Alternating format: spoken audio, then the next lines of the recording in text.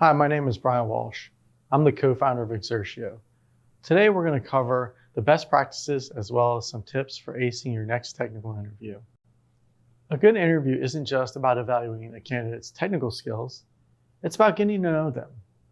Personality, communication, and social skills are just as important as technical knowledge.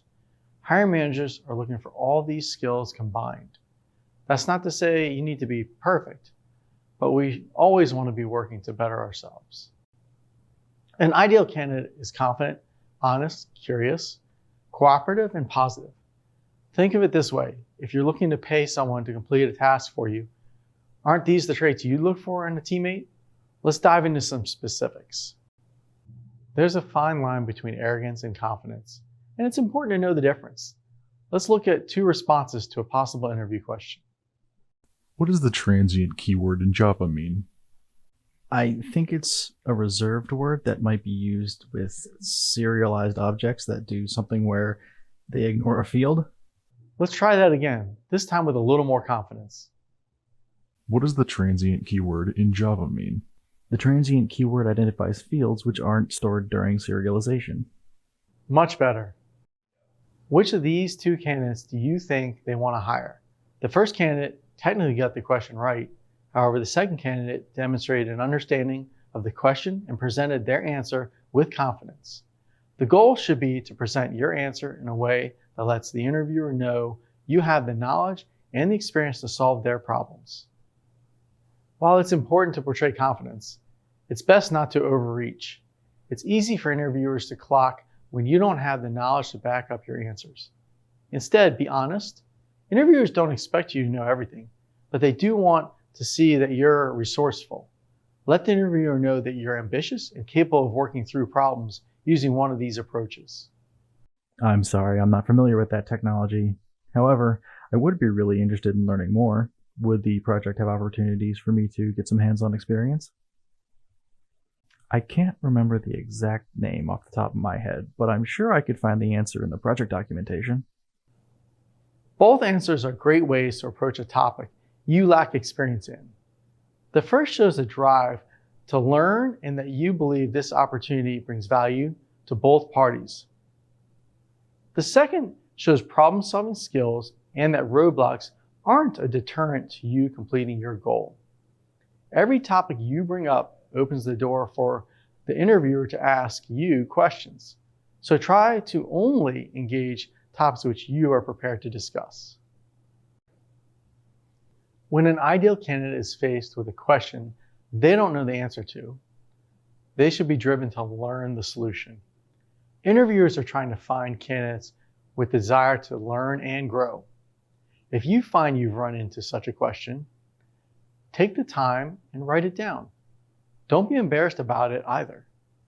Let your interviewers see you transcribe their question and confidently ask them to repeat it if you need to.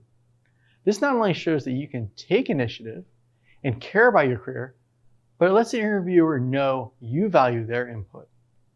Adaptability and the desire to learn are what will set you apart from your competition. For the majority of your career, you'll be working on a team. As a professional, you'll need to be able to work well with others. This includes accepting and providing quality feedback. Remember, it's not about being right all the time. If you want your coworkers to be receptive to your ideas, you need to first sit back and listen. Do your best to understand their point of view before providing your input. For more information on how to better communicate in a team environment, we recommend reading Dale Carnegie's famous book, How to Win Friends and Influence People. As a professional, you'll solve problems every day. That's only half the job. Having the skills to complete a task doesn't mean much if you bring a negative attitude with you. Try your best to be a positive influence on those around you. It's important to take care of your health, both mental and physical. Eating healthy, exercising, and getting enough sleep are just as important as cultivating a positive mentality. Being upbeat and motivating makes people want to work with you. It's contagious and something that interviewers look for. Bring this type of attitude with you to your interview. Smile, make eye contact, arrive on time, dress appropriately, and make sure to thank them for their time. Now that we've covered confidence, honesty, curiosity, cooperation, and positivity, let's move on to some general interviewing skills. Whenever possible, you should go into detail with your answers. If an interviewer asks about a topic you have experience in, you should elaborate and be specific. Take every opportunity to incorporate your personal experiences into your responses. For example, What would you consider your greatest strength? I have a really strong attention to detail. At my previous job, I made sure to carefully document all my work. At one point, we were working on a project where no one could remember how we had previously solved a particular problem.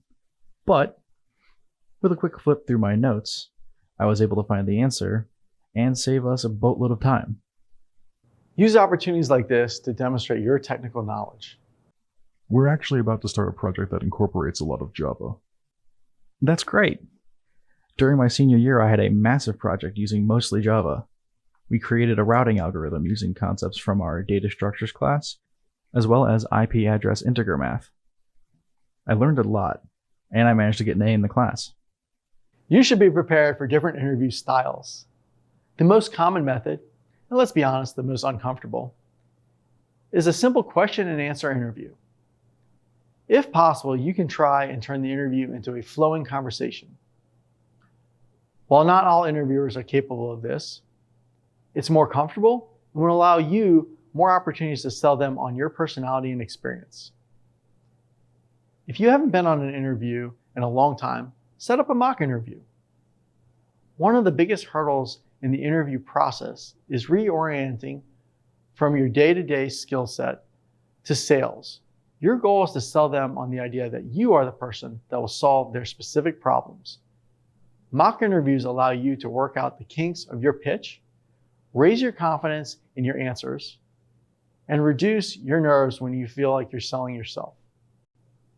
Remember, the interview isn't just for them. It's also a chance for you to feel out the company and learn more about them. Take the opportunity to ask your own questions. What's the goal of this project? What technologies are they using? How big is the team? Make sure to research the company too. Have 2-3 relevant questions to ask regarding their culture and history. In the end, these questions let you make a more informed decision when deciding to accept an offer. They also show interviewers that you've taken a genuine interest in being hired.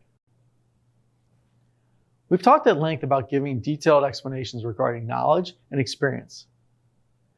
That being said, you should be careful about the kind of information you put out there. Legally, interviewers can't ask you about certain things, like family, friends, recreational activities, and personal beliefs. These can influence their decision. For instance, in my experience, I've had candidates tell me that their car had a license plate that said, "I hate people." They played fantasy football to the point it took up their work time. And yet another that told me they were looking for a position that required them to do the least amount of work possible. Just pause a moment to think before you say things like that. Remember, you're not just representing yourself, but potentially the company too. And interviewers are considering that throughout your interview. When it's all said and done, make sure you're courteous and thank the interviewer for the opportunity. After you leave, write a short thank you note as soon as possible, ideally within 24 to 48 hours. It should be short and sweet, thanking the interviewer for their consideration, as well as highlight 1 or 2 ways you'd be a good fit for the position. Remember, be specific. Thank yous are generally sent by email these days to the company rep that set up the interview. Now that we've covered what it takes to ace the interview once you get there, let's run through a few things you can do to prepare before your interview. Most applicants just wing it.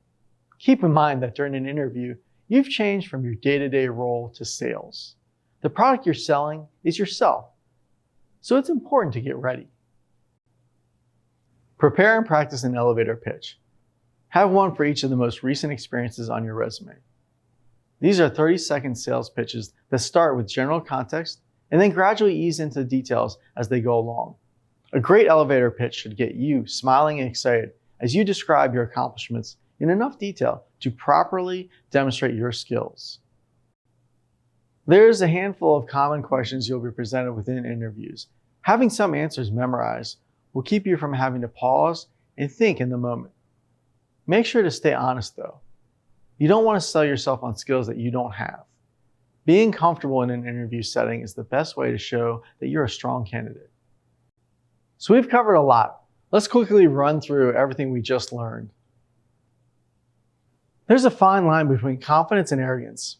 When answering questions, make sure to sit straight, convey your answers with the assurance you know what you're talking about, but leave any haughty or superior attitude at the door. Be honest and don't overreach. Interviewers don't expect you to be perfect. It's more important to show that you can find a solution than that you already know the solution. Stay curious and look for learning opportunities. When presented with a question you don't have the answer to, let the interviewer see you, write it down, and make sure to find a solution afterward. Cultivate a cooperative attitude. You'll be working with other people for the rest of your life. Collaboration is key to success in any position you apply for. Stay positive. No one wants to work with a bummer. Arrive on time with a smile and look for the positive side of things. You'll find that it's contagious and makes your office a more pleasant place to work. Use examples. You can tell people you know this and that, but if you can't back it up, all they have to go by is your word. Detailed descriptions let interviewers know that you know what you're talking about. Most interviews are question and answer. Try and segue that information into a flowing conversation. It's not always possible, but it tends to be more comfortable for both the interviewer and the candidate. Interviews are also a chance for you to learn about the company. You should always do your research beforehand, but any further questions show that you can take initiative and have a vested interest in their organization. You don't have to be an open book. Interviewers can't ask you much about your personal life, and it's best to leave those details at the surface level. Once it's all said and done, make sure to say thank you.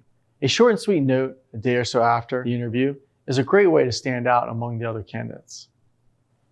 We hope these tips will be helpful at your next technical interview.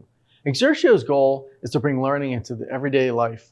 Be sure to subscribe and turn on notifications. That way you'll be notified whenever new lessons and videos come out. Check out our website to learn more about our working groups, upcoming live streams, and challenge series. And follow us on our social media to get the latest updates. The links to everything are in the description below. Thank you for watching.